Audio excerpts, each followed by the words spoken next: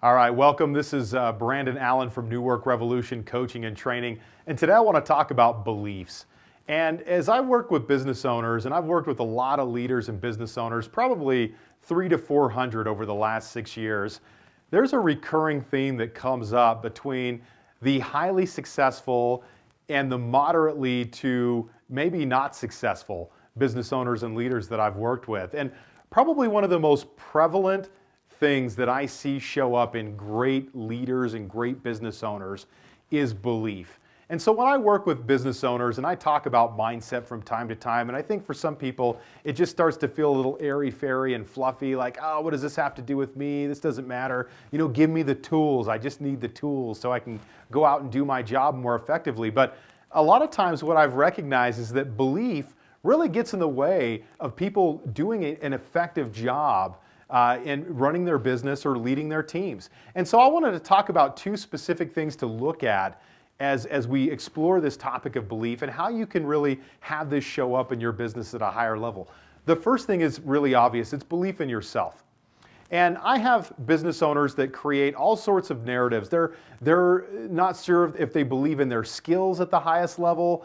They're not sure that they believe in their ability to run a business. It's very common for me to hear someone say, Brandon, I never learned this stuff in school. I'm just not a business owner. And my response is always, well, not with that attitude, but obviously beyond that not really being all that helpful, we'll explore what that looks like, because as we talk about beliefs, if I have a belief about something, I'm going to look for evidence to support that belief. And that evidence is going to confirm my belief, but then it's going to dictate how I behave. And eventually it's going to dictate how others behave. So my belief system is crucial. So if I don't feel like I'm good enough, either in my skills or my ability to run a business, my question for you is, are you going to sit in that doubt your entire life? Or are you going to do something about it to take yourself to the next level? Because here's the thing. If you don't believe that your skill is good enough and you're working with someone across from you, that person's going to pick up on it. How are they going to do that? It's going to come up in the things that you say about what you do and how you can help. Hey, I think I can help you, or maybe, possibly. Look, when we start using weak words like this, it's very off-putting to someone who's about to write you a check. They want to know that I have absolute 100% confidence and certainty in what it is that I do. And I can't remember who said this, so I'm going to apologize to both Joe Polish and Alex Mandossian. But I remember hearing them once say that, look, you don't have to be the preeminent expert in your field, because I think a lot of times that trips us up. It's like, hey, I talk a lot about leadership, and I'm like, gosh, maybe I'm no John Maxwell.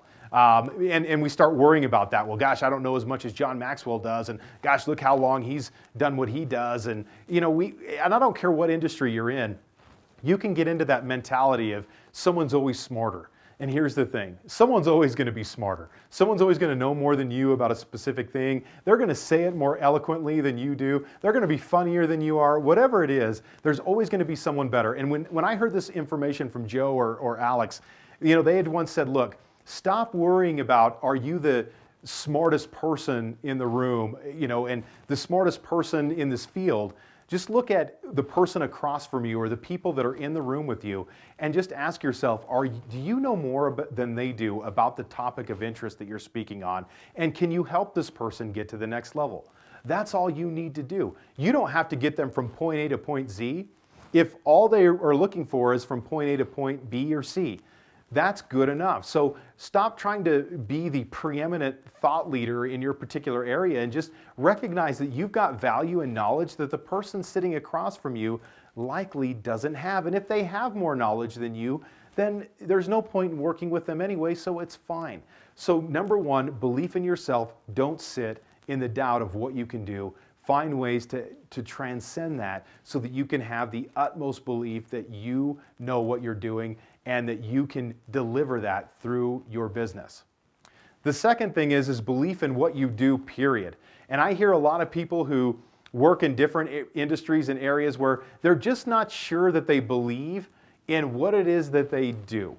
And how damaging is this when you're sitting across from someone and you're not really sure that you believe in what you do. So again, the question that I have for you is, why is it that you don't believe in what you do, and how can you get past that? What is the scientific research that you need to see? How do you need to find and verify results that what you do, really actually creates impact for people?